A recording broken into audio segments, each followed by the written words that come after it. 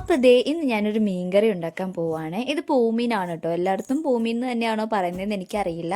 അപ്പോൾ എണ്ണ ചൂടായി വന്നിട്ട് അതിലേക്ക് കുറച്ച് ഉലുവയിട്ട് പൊട്ടിച്ച് ഇഞ്ചി വെളുത്തുള്ളി പേസ്റ്റും കൂടി ചേർത്ത് കൊടുത്തു. അപ്പോൾ ദേ ഇഞ്ചിയും വെളുത്തുള്ളിയും ഒന്ന് കളർ മാറി വന്നപ്പോഴത്തേക്കും കറിക്ക് ആവശ്യത്തിന് ഞാൻ എടുത്തു വെച്ചിട്ടുണ്ടായിരുന്ന ചെറിയുള്ളി ചെറുതായിട്ട് അരിഞ്ഞതും പിന്നെ 2 പച്ചമുളകും ഉണ്ടായിരുന്നു, അതും ചേർത്ത് കൊടുത്ത് ആവശ്യത്തിന് ഉപ്പും കറിവേപ്പിലയും പിന്നെ ആവശ്യത്തിനുള്ള തക്കാളിയും കൂടി ഇട്ട് നന്നായിട്ട് വഴറ്റിയെടുത്തു. ഈ വഴറ്റിയെടുത്തതിലേക്ക് ഞാൻ നമ്മുടെ കറിക്ക് ആവശ്യമായിട്ടുള്ള പൊടികളെല്ലാം കൂടി നേരത്തെ എടുത്തിട്ട് വറുത്ത് അരച്ചു വെച്ചതാണ് ഇത്.